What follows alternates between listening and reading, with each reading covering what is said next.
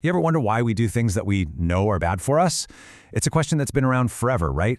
Well, in this explainer, we're going to dig into that exact problem, and we'll use a simple, but honestly pretty unsettling old fable to guide us. So let's just jump right in.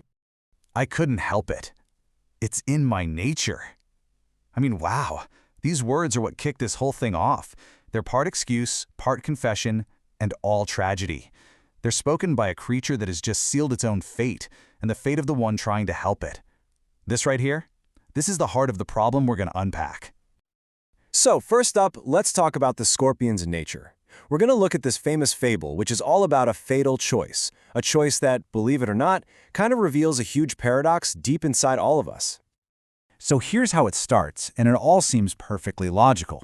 A scorpion needs to get across a river, so it asks a turtle for a ride. The turtle, being smart and cautious, is like, no way, you'll sting me. But the scorpion comes back with this seemingly flawless argument. If I sting you, we both drown. Why would I do that? Makes sense, right? It's a simple cost-benefit thing. Survival should win. But then, right in the middle of the river, the unthinkable happens. The scorpion stings the turtle anyway.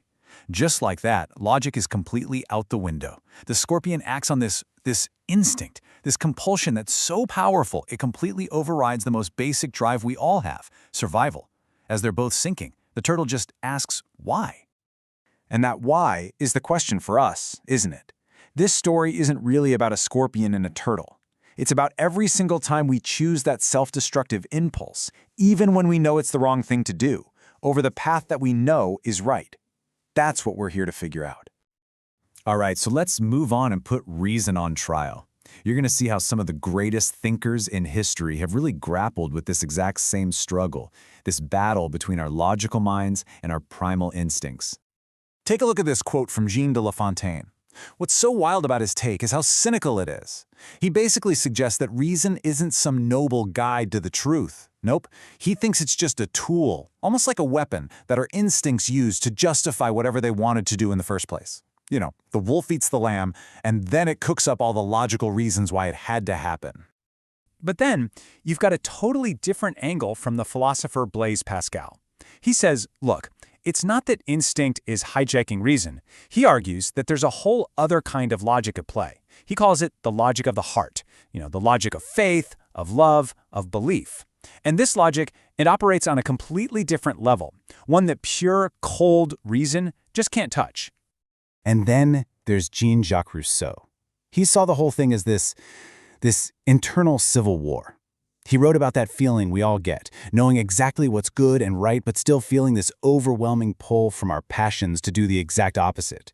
For him, it wasn't a failure of reason. It was just a fundamental, messy split in who we are. Okay, so we've been laser-focused on the scorpion, right?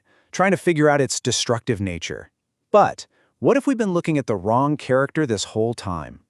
What if the real key to this whole story isn't the scorpion? What if it's the turtle?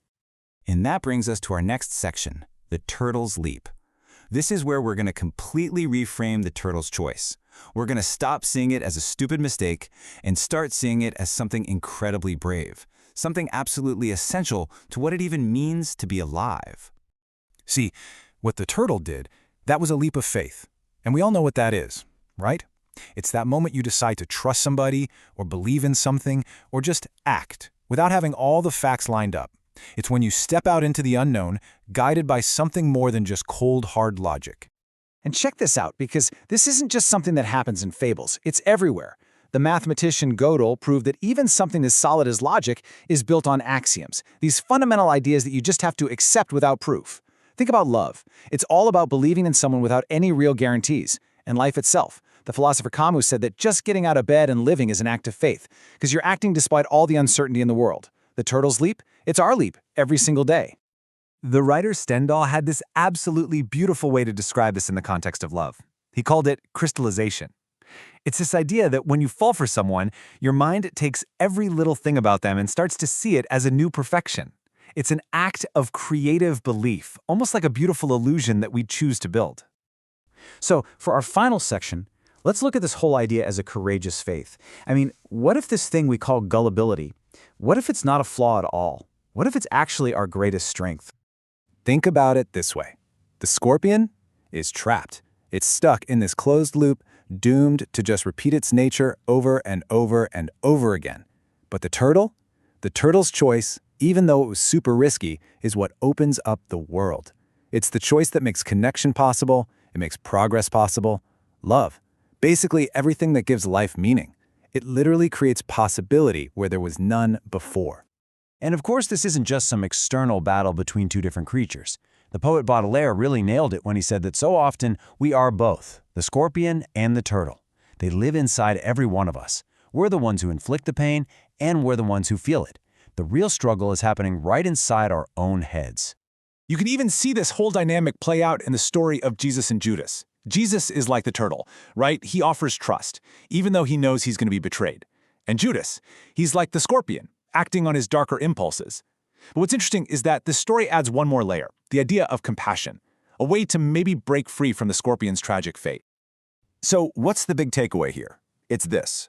Our so-called gullibility, that willingness to take a leap of faith, to trust, to believe, to love, it's not some kind of design flaw in our programming. It's actually our most profound, most creative power as human beings. And that means we can say it with total confidence. The turtle was not wrong. Yeah, it ended badly, it was a tragedy, but the act itself, the choice to offer help, to connect with another creature, to trust, that was an affirmation of life itself. To refuse to take that kind of risk, well, that's to refuse to really live at all. Which brings us to one last thought to leave you with. The scorpion? It's just instinct. It can't help what it is. But being the turtle, now that's a choice. It's a risk we have the chance to take every single day, in all sorts of ways, big and small. So the real question is, when was the last time you chose to be the turtle?